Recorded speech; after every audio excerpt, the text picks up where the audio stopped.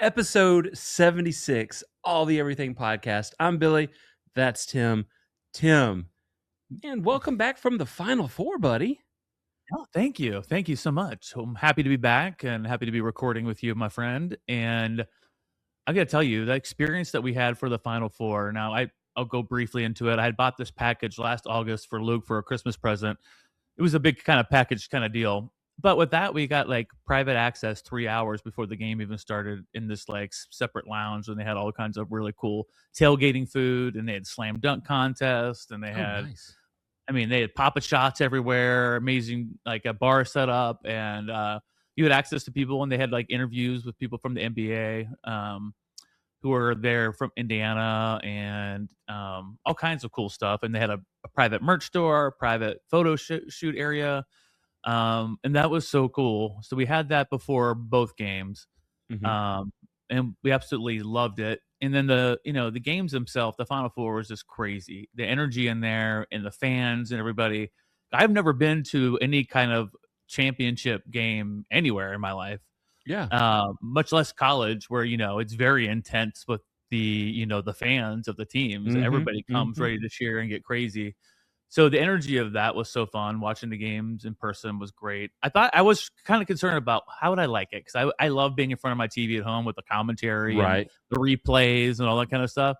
Didn't miss it at all. I had such a great time with Luke. It's harder and harder to get him alone anymore because he's a big boy and has his big boy job and only gets so much time off. And that was amazing. And then the championship game was so good. It looked like Michigan was going to pull it out, and then Connecticut kept coming back and hitting crazy threes. But it was a great win for Michigan. Not only did Michigan win, and I'm not a huge Michigan fan, but my wife is. My mother-in-law, Georgia's big Michigan fan. And overall, what I was excited and why I cheered for them in the final game is because if Leslie had Michigan win, she won the overall bracket in my family and won over $100. So, well, heck yeah, we'll take it. A lot of wins for the Sawhook family this past weekend into Monday. And Nice. yeah, but the times you get to do those kind of things, and I know you guys are intentional about that with your kids, and especially one-on-one time and stuff like that. It's just, it's amazing. It's so fun. It's worth every dime you spent just to have those memories. And we had a really, really good time. Man, that's awesome. I do got to tell you one thing though. Since all the hotels were so expensive for the night, I ended up renting a house from VRBO for the long time we were there, 4 or 5 days or whatever. And it was still cheaper than any hotel. So we had a whole house to ourselves. Nice. But here's the thing, like the lady who hosted it, you would think on paper, this is amazing because she has everything organized for you. Everything's labeled. She actually had breakfast food there for you, cereal. She got you fresh milk and eggs, all kinds of stuff. And she also left this big pile of like chocolate chip cake she made for us to try. Oh, man. But here's the thing, like she was always like creeping around the house though. She's trying to be a super host. And so she's like, and then she even wrote like in the card, I'm also going to bring over on Easter morning some flan for you, or flan, or whatever you call it. And I knew we were going to be gone the night before to the games, and we didn't get home till like 12:45. I didn't want somebody knocking our door at 10 a.m. trying to bring us some Easter dessert. So I kind of like kindly told her, we're good. Thanks for everything, but we don't need anything. But here's the deal.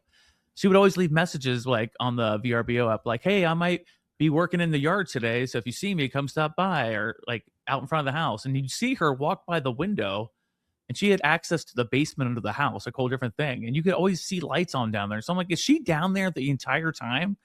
Like, I always was like creeped out. Like, is she here nonstop? Like, the whole point of these things is you don't want to be with these people in their house. You want some privacy. And so that was our big joke the whole time. Like, Luke's like, I'm not eating that chocolate chip cake. She probably poisoned it. She wants to kill us and take our bodies down to the basement, or I'm like, you become the next chocolate chip cake. Yeah, I'm like, oh. So that was his joke the whole time. She's down there listening and watching. And the thing is, you'd see her walk by the window like all the time. So that was an added level of weirdness to it, because I never knew she was literally downstairs or gonna come knock on the door or want to hang out, or I don't know. So it was just kind of strange, right? But take that part out of that, her maybe creeping around. It was actually an amazing house, and she had you literally, it's like somebody who planned for everything. She'd planned for everything, and it was good. Well, that's good. It was a nice place, stuff like that. Overall, great experience. But the funny, creepy part of it is Was old lady grandma going to be down there? I don't know. Oh no. There's no way to tell. So next time you Wow. do a VRBO or Airbnb, make sure they're not going to be like living down the street or something, so where they Right. constantly have access to you. I understand it's probably good for them. They want to kind of see who's renting and they might want to have a conversation, but I don't want to. Mhm. Mhm. What about you? What would you I do in that situation? well, I love the Coach Saban commercial that he Oh did yeah, with yeah, that, and he's in the hot tub with them, and they're, like, checking yeah. in, like, they're like, "It's 5 minutes before," and he goes, "Oh, I know. You're early." Coach Saban don't play. He's like, "This is what Uh, he's doing now that he's retired." that's good. I kind of thought about that commercial actually when we were there. It's like Saban's here telling you the house rules constantly, and oh my Now, gosh. there would be some big money paid out by some Alabama fans for that to really happen. Oh, I know. I couldn't imagine, right? Oh, man, and I'm one Guaranteed of them. this hangout. Yeah, I know you'd be. Oh, let For me tell Coach you one Saban more to be thing mean to though. you. One thing that me and Luke thought about you instantly was Oh, there's god. a famous steakhouse in Indiana. Nothing bad. Okay. And it's called St. Elmo Steakhouse. It's been there since 1902. And Uh-huh. so Luke's like, if we go there, if you can get a reservation, it'd be awesome because he covers football and stuff, and he's been there Yeah. before for the NFL Combine. He's like, that's where all like the executives are ready to go to like hang out and chat or whatever. So did get us an appointment there, a reservation. Dinner was fantastic. This is a steakhouse. Everything was great, but they have their famous world renowned appetizer that everybody gets, and it's their shrimp cocktail. Okay. Now, you're like, how can the shrimp cocktail be famous, right? So first of all, they said there's like you get big four like prawn type shrimp in it, Okay. and they said that they sell more shrimp than anybody in the country at this restaurant, more shrimp than What? anybody. But here was the thing that made it to a new level.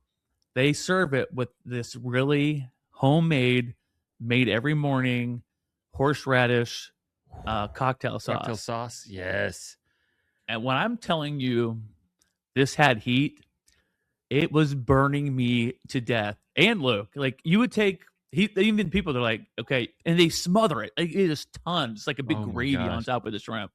And everyone's like, okay, make sure you like really careful how you sample this because it could be a little spicy.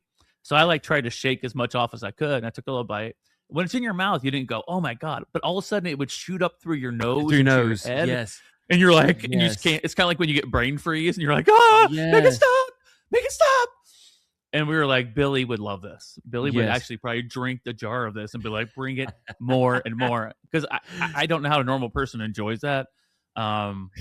But it was tasty. It was just Yeah. crazy hot. They said they slice all the fresh horseradish each morning and put it into their mixture or whatever. I think my they god. actually sell it, Billy. If they do, I'll send some to you for you to try. Oh, nice. Horseradish and wasabi heat is a different type of heat. It's the clean out your sinuses kind of heat. Oh For my real. gosh. It will, yeah, it goes up in your nose. I love Yes. it. I love it. It Oh, burns I so know you would good. love it. It burns so good. Oh my Ugh. gosh. But yeah, man, Yeah. it's kind of like you see that little that video of the little girl that eats the wasabi, and then Oh, it yeah, was yeah. like they're like, "Don't do it," and she eats it. Like the little girl eats this whole thing of wasabi, and then she goes, "Help!" I love that one so Oh much. my It's so funny. gosh. Yeah. But that's how I Oh, felt though. So, and I it's weird love because it. it doesn't burn your tongue at all. It doesn't do anything like No. heat in your mouth, but oh my It's gosh, it would shoot up mhm. through your nose and your head. And you Yes. thought that it would never end. And it finally like a brain freeze, it kind of like subsides. You're like, Yes. then you do another bite like an idiot, and then you do it all over again. So anyhow, we thought about you. We're talking about like Billy would Awesome. he'd probably drink this. He I probably would. would. I probably But would. I love I have to find it. Yep. Yep. Oh, dude. Man. If I find it, will you do a live taste test on our podcast? 100%. Oh, 100%. Okay. All right. Cool. 100%. Yep. Done and Absolutely. done. I will get it. I will get it to you, Boom. and we'll do that on one of the episodes coming up. There we go. There we go. So Oh, I man. got to ask you. You had a pretty exciting day yesterday in the We household of the Parchmans, and I want to did. hear what it was, and I have a follow up question as well. Go ahead. Okay. Yeah, yesterday was a really special day. My little girl turned 10 years old yesterday. So Double happy birthday, digits. Chloe. Happy birthday, Chloe! Oh my gosh, I can't believe it. It goes by so fast. It goes by Sure so does. fast. But we let her skip school yesterday because it was her Nice. birthday. So the truancy letters are going to be coming soon. And the officer's going to be knocking on my door, but dang it, you only turn 10 once, right? That's And right. so, yeah, we let her do whatever she wanted to do yesterday. And so we got up and she wanted to go to Target and Okay. do a little shopping spree. My mom sent her some birthday money and Oh, okay. but now I did notice this little girl, it's a lot different when she's spending her own money versus mom and dad's money. Because she'll end up putting things back when it's her money. Yeah, like really thinking it through. Yeah. Yeah. Oh, but not when it's mom and dad buying. Oh my gosh. Oh, no. But yeah, and then we went to Hobby Lobby, Five Okay. Below, going all the different stores, and she wanted lunch at Panera Bread, so we did that, and we just had and then Classy. and then her and her mama went and got her nails done and a head Oh, massage and all the things like that. Oh, we also what did went by what Starbucks as go well. So Oh, yeah. Starbucks, of course. Now what did she think about the head massage? Oh, she loves it. Yeah, Okay. she's had one before, and she asked for that. She's Oh, like, "Can they okay. I massage was my gonna head again?" say okay, I was gonna say someone that young, it could be a little weird for them, but Yeah, if she's done it before, she knows what bougie feels like. she does. She's accustomed to the bougie, and so we'll have her actual like birthday party in a couple weeks on one of the weekends. Like she's gonna have a couple of her little girlfriends. We're gonna go Oh, to nice. Birmingham and do this activate games that we love to do. It's super fun, interactive games and stuff Mhm. like that. So that's going to be her actual birthday party. But we had like a little cake. We bought a small cake and sang her Mhm. happy birthday last night and let her blow out some candles. And we'll get her an Oh, nice. actual cookie cake for her birthday. That's what she loves when we have her party. So, Oh, yum. but yeah, we had a great Oh day. It god. was sweet. And I just cannot believe I'm very thankful for the 10 years that, Oh. yeah. So, Do you have oh, a do you have a favorite memory of the 10 years? If you could pick one, if if I you could just pluck one out of those time pick frames that you one, uh, oh my not her gosh. horrific birth story, No, um, no. like a Um, happy one that you cling on to or think about? uh, you know, thinking of just the first thing that comes to mind. So let's go with this. Like her first trip to Disney, Oh, okay. and just like we got to the park. Me and Michelle got to the park really early one morning. We wanted to ride Flight of Passage. It was right when it Mhm. opened up, like right when it opened up. And so Grandma brought her to us. So we met her after we rode the ride. We met her at the front of the gate and just watching her just run in her little Oh. hand, one she would run with just one arm moving kind of thing, uh and just that vision there and just that whole trip with her first trip seeing.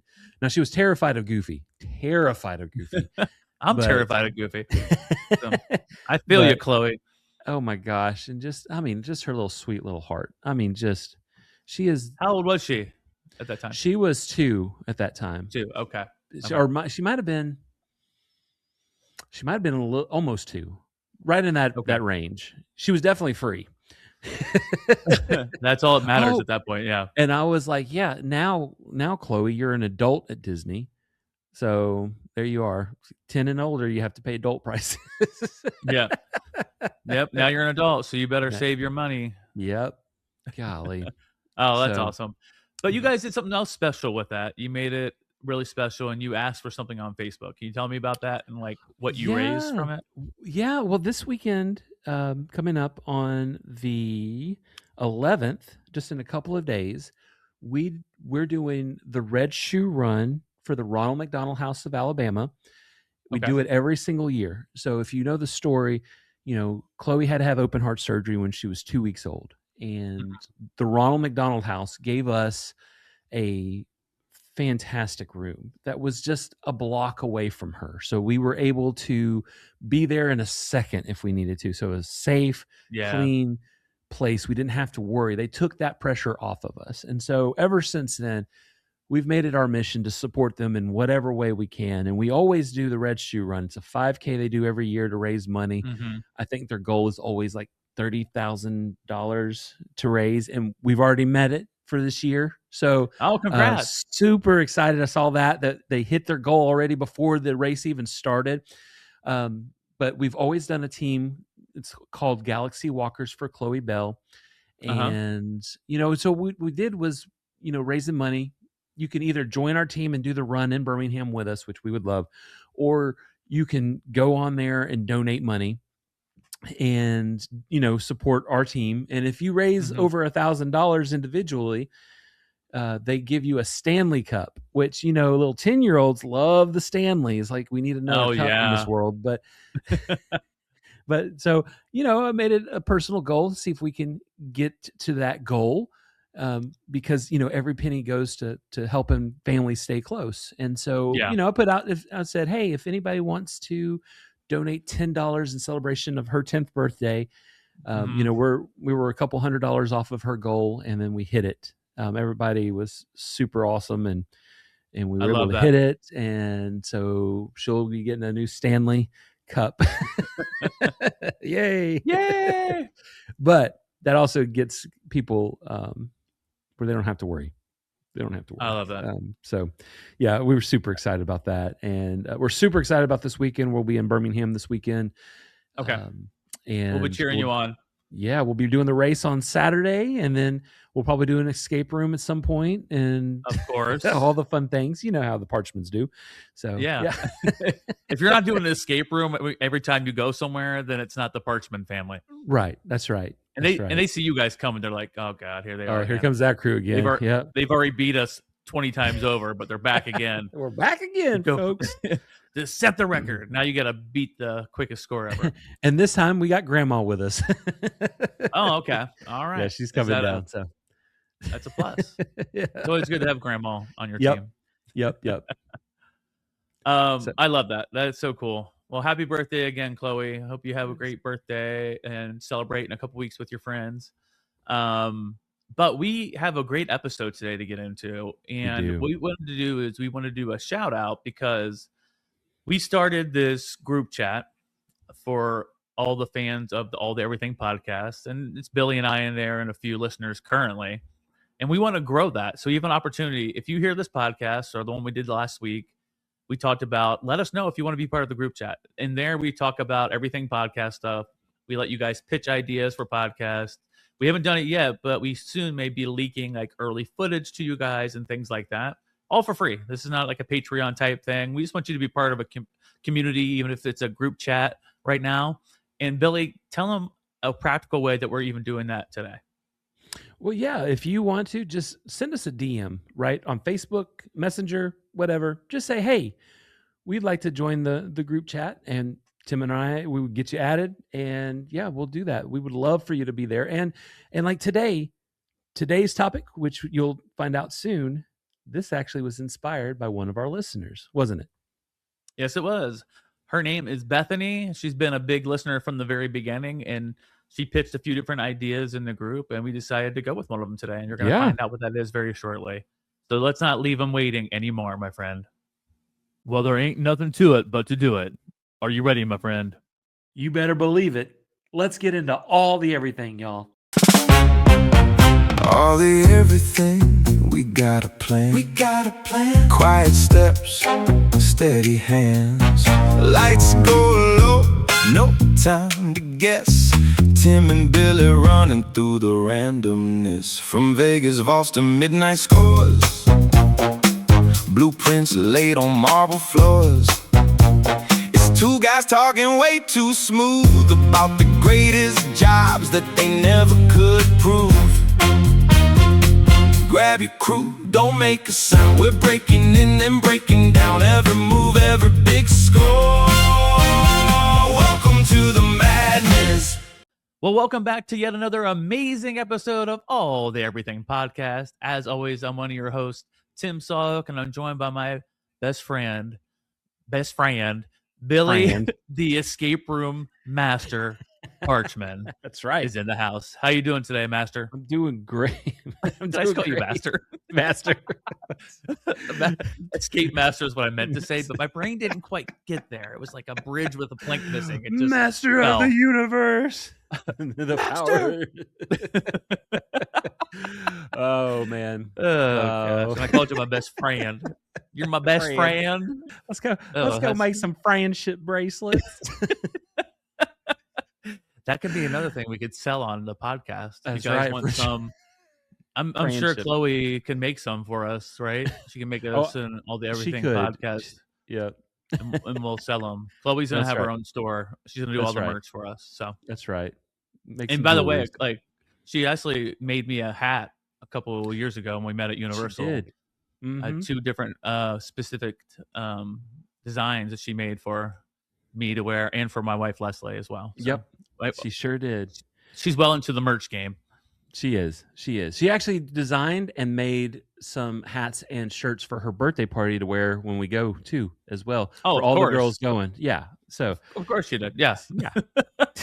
I love that. Yep. Well, short of selling you merch from a 10-year-old kid like a sweatshop, Billy, what are we talking about today? Yeah, like we said earlier in our intro, this is inspired by a listener that she recommended this topic, and we both were like, heck yeah, because the topic we're talking about today, some of my favorite movies are based Yeah. on this premise. The Italian Job, love it, with Mark Wahlberg, or Yeah. Ocean's 11. Ocean's Mhm. 11 is probably one of the greatest ones of all time. Just like, and I of think course, so, yeah. if you put those two movies together, today we're talking about Heist. That's right. Oh, yeah. We're breaking in, we're going deep, and we're gonna get the goods for you. We're gonna get the goods for you, and we're gonna bring it back on a platter. Here That's are your right. goods. Here are along your with goods. the T-shirt made by Chloe, and we just gotta put that in there as well. It's part That's of the right. package. Yeah, and so when I started researching this, because we were looking at ideas for a podcast, I found quite a few heists that I Yeah. didn't even know about that I've never heard of before. And I Mhm. was like, "Oh, this could be a part one of like many." Yeah, it's fantastic. down It's the- interesting. It is very interesting how these things happen. And Mhm. so, without further delay, I'm going to go first today. Get right into our first heist we're going to talk about. So, are you ready, Billy? Let's do it, man. Yeah, I'm super You have your excited. popcorn like it's a movie. I'm ready. Ready. This is my popcorn mimicking right Yeah. here. Um, in I case really you're wish just I- listening, you just missed out on that. Me acting like I was eating popcorn Yeah. was like the real thing. I do really wish I had some popcorn. I'm really hungry. Let me dig the popcorn out of my teeth like you have That's to do right. at the movies. That's Um, right. That's right. So you guys thought I had popcorn in my teeth, didn't you? See, we are great actors. Okay. Very good. As you can tell, we haven't been together in a hot minute, so now we're like all giddy, like talking to each other. But we have Heist to talk about. So Heist. let's bring down the mood a little bit, make it more serious. A lot of mystery and a lot of money. Here we That's go. right. I'm talking about the Banco Central heist. So let's get into it. Here we go. August 8th, 2005. Fortaleza, Brazil. It starts like any other morning. Bank employees arrive at the Banco Central branch, coffee in hand, conversations half finished from the weekend, keys turning in locks, routines unfolding exactly as they always do. There's no urgency, no warning, no sign that anything is wrong until someone opens the vault. At first, nothing registers because nothing looks broken. The vault door is intact, the locks are untouched, the alarm system never triggered. There are no signs of forced entry at all. No chaos, no violence, just emptiness. Where millions of dollars should be stacked, organized, and secured, there is nothing. And then someone notices it. Not the missing money, something worse. A hole cut cleanly into the floor of the vault. Perfectly Whoa. shaped, deliberate, and when they look down into it, they don't see the bottom. They just see darkness. Oh. Because what they are looking at is the end of a tunnel that stretches nearly 256 feet, a tunnel that runs underground from the bank vault to a small house 1 block away. A tunnel that took 3 months to build right beneath a busy city without anyone noticing at all. To understand how this happened, we have to go back 3 months earlier.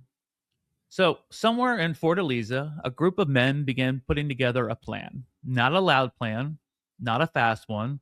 There were no weapons involved, no getaway cars waiting outside, no masks, no rush, just patience and precision.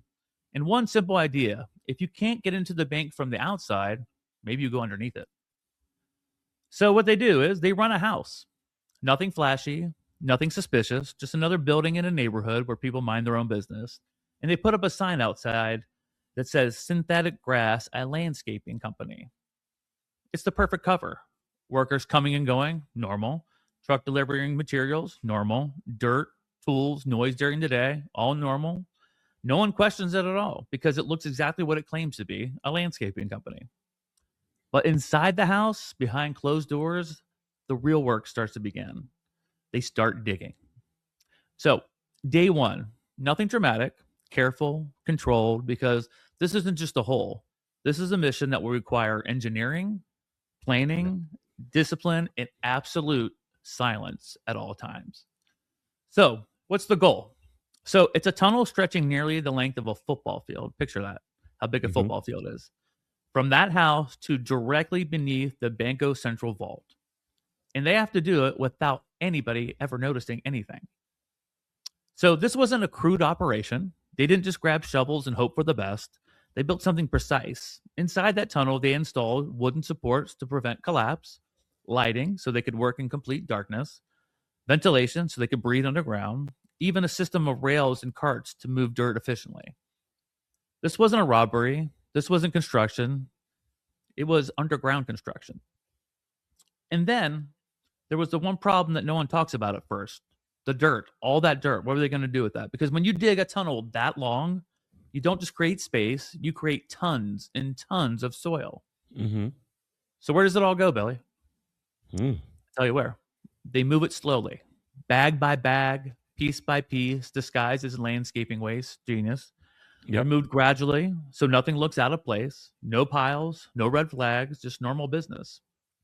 So weeks pass, then more weeks. Every day they dig a little further. Every day they get closer, and every day they risk everything. Because at any moment, a neighbor could get suspicious, right? A noise could travel too far. The tunnel could collapse on them. They could hit something unexpected underground. Or worst of all, they could miscalculate and miss the vault entirely. Either be too short, go too far, right? They had to be precise. But they don't. After nearly 3 months, they reach it. They are directly beneath the bank vault. So now comes the most dangerous part of the heist, right? They can't rush. They can't make noise. They can't trigger anything. They need precision because one mistake now and everything they worked for over these 3 months is completely over. So they stop, right? They look around, they check their measurements, they confirm their position, they prepare. And then the night of August 6, 2005, they begin. Carefully, they cut through the vault floor, slowly, deliberately, no alarms, no alerts. No one above them has any idea what's happening beneath their feet. And then they break through the floor. So now they're inside the vault, no resistance, no confrontation, just stacks and stacks of cash. And here's the thing. They don't panic at all. They don't rush. They work methodically, loading money into containers, moving it through the tunnel on the rails, trip after trip after trip. In total, guess this, they take approximately 3.5 tons of cash. Tons of cash. Tons of cash. And you think about cash doesn't feel that heavy when you hold it, right? But imagine 3.5 tons of cash. That was roughly nearly $70 million, and most of it untraceable. So when they're done, they don't celebrate, not there. They don't leave chaos behind. They simply leave, back through the tunnel, out through the house, and into the city, gone into the night. 2 days later, the bank opens, and the world discovers what they've done. Investigators arrive. They descend into the tunnel, and what they find is astonishing. A fully engineered passageway, reinforced, lit, carefully constructed, precise, professional, no trace. That wasn't luck, right? That wasn't sloppy. This was planned down to the smallest detail. So authorities now, over time, they start piecing things together a little bit. They trace the rented house, the fake landscaping business, the equipment, the people involved. And over time, some of the crews identified. Some are arrested. Some of the money's recovered, but not all of it, not even close. And then things get a little bit darker as you get into the story here. Because when that much money is involved, things don't stay clean, right? Right. There are reports of disputes, arguments over shares of money, people who knew too much, people who wanted to know more.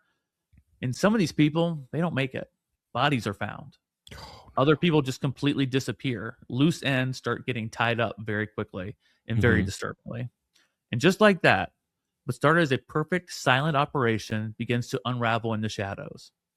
But even today, the full story isn't even known. Not all the money was recovered. Not all the people were caught. Not every detail was ever uncovered.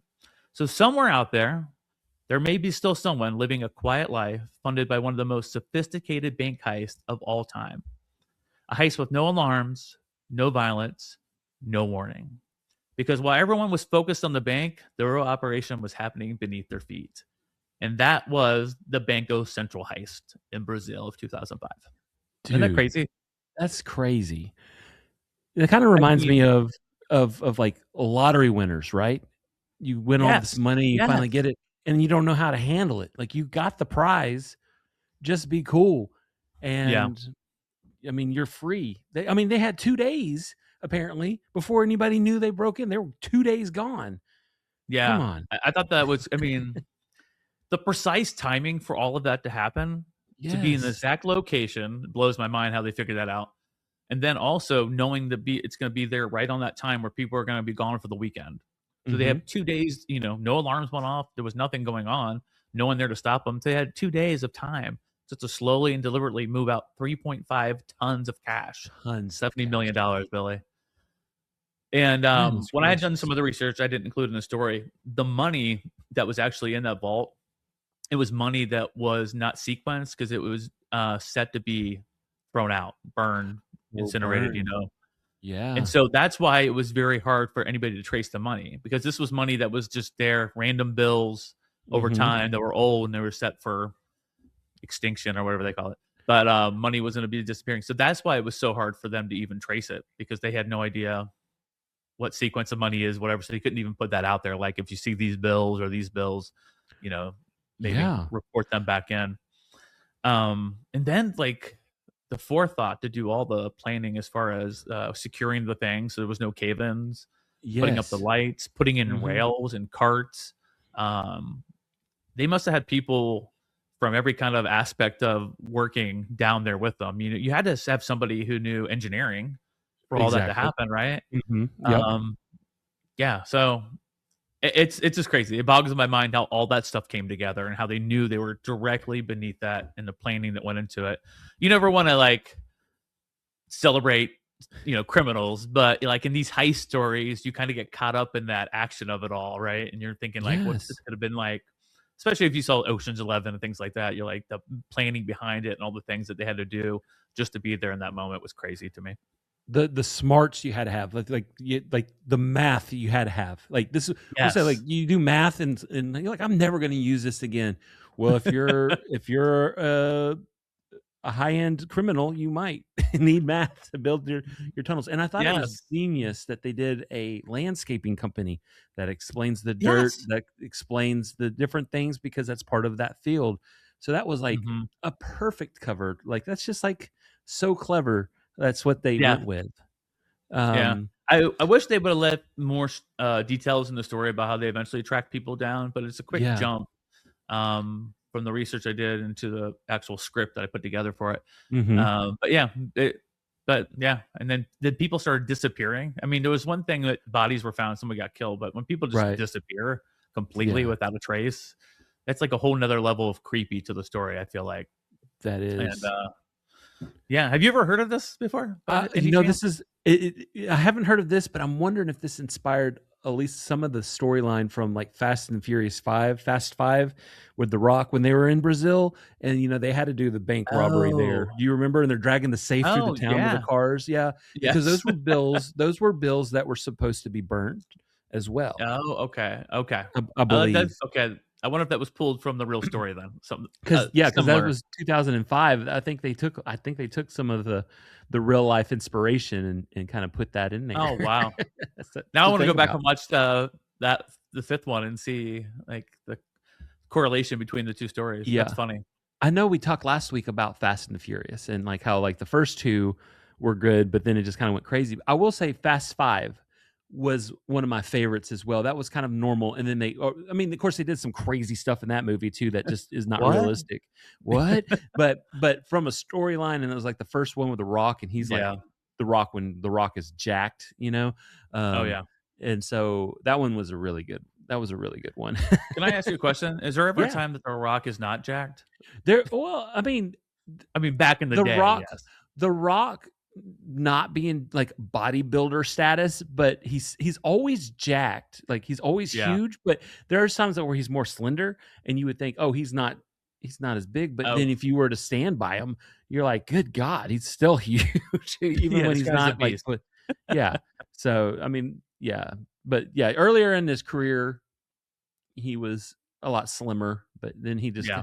there for a moment, especially around Fast Five, he got real close to the weights. You know what I mean? Oh yeah. Yeah, and he hasn't stopped since. So No. anyhow, you might think we're doing a whole podcast about The Rock and his body, but it's not. It's all about heists. So Yep. with that cool transition, Billy, we're going to move on to your heist today. I have no Oh, idea man. what Billy's talking about, so I'm really excited to like get into the whole Yes. heist. I'm ready. Yeah. I'm ready for it. And I only knew what his title was. I didn't research his thing because I just had to Right. make sure I didn't do the exact same story that he did. Yeah, of course. Especially with us talking about some of the most popular heists ever, because that would be real awkward. And then now, so I'm going to take you down to Brazil. You know what I mean? Oh, shoot. Is it 2005 by any chance? Yeah, 2005.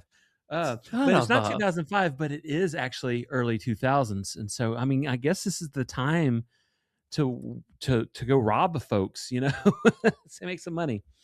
So let's make some cash, yo. Let's make some cash, or in my instance, let's get some diamonds, y'all. That's right. Ooh, So I like this. Yeah, we're heading to Antwerp, Belgium. Okay, so if you don't know anything about Antwerp, here's what you need to know. This is the diamond capital of the world. Not one of them, the one capital of the world for diamonds. At one point, something like 80% of the world's rough diamonds passes through this city. Billions of dollars are moving in just a few square blocks. And right in the middle of it all is a building called the Antwerp Diamond Center. This isn't just an office building. This is where diamond dealers, traders, brokers, they all operate. Just think of it like Wall Street, but instead of stocks, it's diamonds. And underneath the building is a vault, but not just any vault. One of the most secure vaults on the face of the planet. We're talking layers on layers of security. Cameras everywhere, heat sensors, motion detectors, magnetic locks, guards. Jeez. This thing was designed with one thing in mind. No one is getting in here. And for years, they were right. Until a guy named Leonardo Nortabarlo shows up. That's a name right there, right? Nice job. Thank you. Here's the thing about Leonardo. If you saw him, you wouldn't think criminal. Nope. You would think businessman. Clean cut, well-dressed, calm, confident. The kind of guy that fits in perfectly in a place like the Diamond Center. And that is exactly what he wanted. Because Leonardo didn't try to break into the building. He moved in. He rents an office inside of the Diamond Center. He starts showing up every day, shaking hands, talking to people, acting like he belongs. And over time, he becomes just another face in the building. Nobody questions him. Nobody watches him. Because why would they? He is one of them. But while everyone else is focused on buying and selling diamonds, Leonardo is watching something else entirely. He's watching the system. He's paying attention to where the cameras are placed. He notices when the guard switch shifts. He learns which hallways stay busy and which ones go quiet. He studies how the security works, and not just what it does, but how it behaves. And he does this for years. Think about that. Most people want to pull off a heist in a night. This guy has spent years just learning, waiting, becoming invisible, and eventually he brings in a crew. And these guys aren't random. Each one has a role. You've got the guy who specializes in locks. You got a guy who understands everything about surveillance. You have a guy who can handle the technical side of security. This isn't a group of amateurs. This is a team. And together, they decide that they're going to do something that nobody else has ever done. They're going to rob the Antwerp Diamond Center vault. So now, fast forward. It's February 2003. It's a weekend. The building is closed. No crowds, no business, just silence. And Leonardo walks in. No breaking glass, no forced entry. He uses his access like he's done 100 times before. Because to the system, nothing is wrong. And that's what makes this whole thing so crazy. The heist doesn't start with a break in, it starts with somebody who already belongs. So they make their way through the building, past the cameras, past the hallways, down towards the vault. Now, here's where everything changes because once you reach this point, you're in the heart of the system. And this is where it's supposed to stop you. The first challenge, the sensors. The vault area is protected by infrared heat detectors. These don't care if you're moving. They detect your body heat. So just standing there can trigger the alarm. So what do? You can't shut them off. You don't smash them. They carefully spray them with the substance that blocks the sensor's ability to read heat. So the system thinks everything is normal. And just like that, they put a blindfold on it without even realizing it's blinded. But then the next step, motion detectors. Now, every movement matters. Too fast, alarm. Too sudden, alarm. They slow everything down. Every step in control. Every movement is deliberate. You can almost picture them barely breathing as they move. And now there's the vault door. It's a big one. Like, it's protected by these magnetic locking systems. Not just any locking system, one of the most sophisticated locking systems on the face of the planet. If the magnetic field suddenly changes, guess what? Alarm, right? Instantly. So they don't force it. They don't rush it. They carefully manipulate the system just enough to open the door without triggering anything, which is a feat in all of itself, right?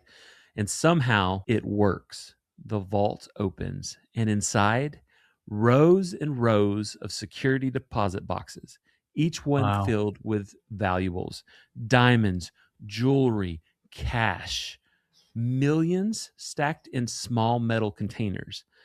Now, this is where most people think that the heist is over, but it's not. It's just the middle, because now they actually have to take the goods. And this takes time because they are opening box after box. Some are easy, but some take longer because, each individual box is locked as well, right? And they can't just smash and grab, right? So they're working through them, deciding what to take and what to leave. They're filling bags. They're staying calm because the entire time they know that one mistake ends everything.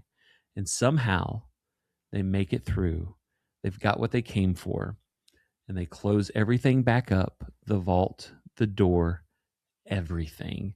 And then they walk out just the same way as they walked in. No alarms, no chase. No one even knows until the next day. Someone opens the vault and immediately something feels off. The boxes are empty, locks are broken, and there's no sign on how this happened. No alarms were triggered, no forced entry, no obvious suspects. It's just like these diamonds just disappeared. And for a moment, it actually looked like they might get away with it. But then a mistake. After the heist, the crew dumps their tools and gear in the woods outside of the city. Gloves, materials, equipment, trying to get rid of evidence. But they did not destroy it. And eventually the police find it. And inside those bags is DNA. And that's what leads them back to Leonardo. And he's arrested, he's tried, and he's convicted. But here's the part that still blows people's minds. Most of the diamonds were never recovered. They were gone. No big reveal, just gone. And Leonardo, he claims he wasn't the mastermind. He was just part of the operation. He wasn't the man in charge, which leaves one big question. hanging over all of this. Did they really catch the main guy in charge of the heist? Or did they just catch a guy who, just got caught? Because when you look at how well this was done, the planning, the precision, the patience, it doesn't feel like something that falls apart because of one mistake. It feels like something bigger. And that's why the Antwerp diamond heist is still talked about today, not because of what they stole, but because of how close they came to getting away with it. Wow. Man, almost pulled off the perfect crime, but they got sloppy in the very end. The part that was the easiest part. They could have burnt everything. They could have done anything, but nope, they just threw it in the woods. That's crazy. Okay, first of all, that story's insane. Yeah. Okay, so like the things I was thinking about that I wanted to say through is like the fact that he was there for 2 years. Yep. 2 years of watching and waiting and planning and scheming, all from his position. Yep. And the fact, and you're right, like when you see somebody so many times, you never see them anymore. They're invisible, right? You're just used to seeing these people, and you don't think twice about it. Then I had some questions for you. So how many people were in the crew? So we have the lock guy who can break the lock. Okay. You have the surveillance guy that knows the security systems. Okay. And then you have a guy who handles the surveillance and the guy that handles the technical side, the computer guy. Okay. And I think there was also a driver. They had a driver as well. So what does that put them at 6 or 5? Five. 1, 2, 3, 4, 5. There's 5 of them. There's 5 of them that I know of here. It's almost like this one gave me like Ocean's 11 vibes. Like you have your team. Oh, it totally did. Each has their own particular job. Yeah, that's what I was thinking during this. But so, do you know how many people actually came into the bank? Was it everybody? I think it was definitely a few. I know the driver stayed out. Because I'm picturing like how many people had to make it through the security, not just the security, right? I picture they got the heat sensors off. But the people that had to move precisely through the motion detectors, like you picture that in Ocean's 12? Yeah, they do that with that French guy who jumps through and does all the crazy moves to get through that. So I'm thinking about that in my head, but I'm thinking like, how many people had to get through all? I mean, that if you have 4 people with you, that's a chance that 4 people could mess that up, and they got through. One misstep. Yeah, by one of them. It's like first miracle is getting one person through all of that. Yeah. How did they give any more research for this? Like how they got the magnets off the safe? Like how they were able to gain access? The magnets. I don't know how they actually technically did that. But I do know that Leonardo got access to the vault because he had a box inside of it because he worked there, so he was granted one. And they said what he did was he took his camcorder and put it in his briefcase and cut a hole and would film the inside so they could study and have film of what kind of lock would be. So I do know that he had some inside knowledge of what it kind of looked like and got footage and stuff just being there over time. And so wow, that's so cool. Yeah, that's a cool part of the story. Yeah, they studied. I think there's a lot more detail on how detailed they studied and how they knew this thing worked. Because especially with the motion sensors, how would they know how far to open the door without setting it off? And why didn't any of it just set it off? They would have had to know. The guy would have had to know how to do that or how to trick the system into doing that. So I don't know if they just don't present that because they don't want us breaking into there. So I don't know. That's true. They should tell us. They should tell us. Let us know how they did it so we can do it. No, because the whole time you're doing it, I'm like trying to visualize it as a movie in my head. Like that's what I was doing the whole time. So I'm thinking, how many people had to get through that thing? Yep. And but where was the guard? Oh, it was the weekend. They didn't guard it. I guess they thought that the security system was so good that they did not guard on the weekends. And so they did. I actually watched, just kind of doing research that wasn't in the story, but just watching like a YouTube video on it. The History Channel did a video that was narrated by James Bond himself, Pierce Brosnan. And so, that's cool. I was kind of talking about that on the weekend. They didn't. They might have had a guard somewhere there, but not anybody that actually watched the cameras full all night.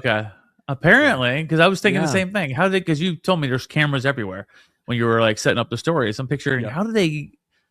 That's the part that's intriguing and why people are so like Mhm. intrigued by Heist, right? And the mystery of it Mhm. all is thinking all these things through, how they got through all those pieces without anybody knowing, and then they do the dumbest thing ever and just leave all their stuff in the middle of nowhere. Yeah, crazy story. And then with the grand total of all the diamonds and all the money that they stole was well over $100 million. It's also my kinda gosh. crazy. Could And you just said like imagine? nearly none of it was recovered, right? Yeah, nearly none of it. And so Jeez. a lot of them got away. I guess Leonardo's the guy that got caught and He's the tried fall for. guy. Yeah, he was the fall guy, but he was also the Okay. main face to get people in there. So even if he wasn't the mastermind, I mean, he was the one putting in the work. So Yeah, definitely. that's why people thought that he was the mastermind, because he was the guy that got him inside, and he was there every single day with that intent. So Yeah, especially with that hole in the briefcase thing. yeah, I can picture that in a movie, right? yeah, exactly. So I don't know. Maybe one day we'll get a awesome movie based off of Leo and crew. I don't know. Yeah, maybe they'll hire Leo to play Leo. That's right. Kind of like they had Frank Abagnale Jr. Yes. He helped Steven Spielberg with his movie Catch Me If You Can, Yeah. which is one of my favorite movies of all time. Me too. I love That's it. why I knew exactly who you were talking about when you said Yep. Frank. Mm-hmm. Yep. Like, what are the odds you say Frank and I know exactly what Frank you're talking about? That's just how in tune. Yep. Until we're synced up. No, but this was such a good topic, and yes, I want to do more heists now that we've got a this taste is for definitely them. a part one, because this is so I love this kind of stuff. I Same. said, The Italian Job was one of my favorite movies, and Ocean's 11. I still remember going to the movie multiple times to see Ocean's 11. Yeah. And loving that, just the detail, and like, oh gosh, and then afterwards you get the full picture of how they did it. And yeah, that's like the best part. I love it. Yeah, that's what I was kind of picturing when you were setting up thing. I was picturing like how they finally got through everything, and then hearing that thing about the briefcase, which wasn't originally in the story of the script part that you had. That's a big part of it too, like how they did it, like it kind of working in reverse of how they got everything. Wow. Yep. Wow, what a story! I love that. Thank you, Bethany. Thank you, Bethany, for the idea on some heists. And there are way more heists out there than you think. I was doing the research. I'm sure Billy kind of looked at the same kind of stuff. But yeah, there's so many more to report on. Yep. So stay tuned for a part 2, maybe a part 3 in the future. But if they love Heist, Billy, and they love this story in this podcast, what can they do for us? Well, like we said earlier, hey, join our group chat. Get in there. Please. Have a discussion. Give us more topics that we would love to talk about, because, we talk about everything. We're the podcast. They say podcasts are supposed to have a niche. Our niche is we have no niche. We talk about everything. And so we need your help coming up with some great ideas like this one. And so join our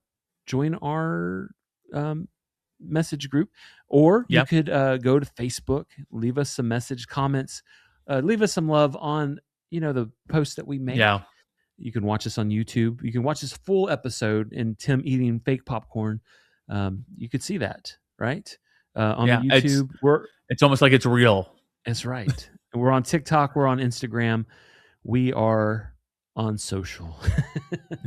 We are everywhere that you are or you want to be. We are there. Yep. That sounds more like a stalking kind of way. I need to make like more like pizzazz. We are there. Wherever you need us, we're there for you. We got your back. Took the creepiness out of it, hopefully. Take the grandma out of the basement. Take the grandma. Yeah. Next time you go to a VRBO, just check to make sure there's not some basement that they're lurking in or trying to give you poison chocolate chip cake and trying to rob you blind or whatever they're going to do. Anyhow, I mean, that's like this heist, right? These people came up out of the ground and they were there. They were watching us as we were sleeping.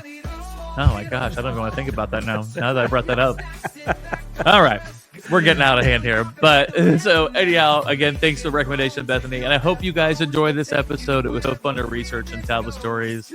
And we just love you being here and can't wait to bring you yet another amazing episode of All the Everything Podcast. I hope you guys have an amazing week and we'll see you next time. Bye, y'all.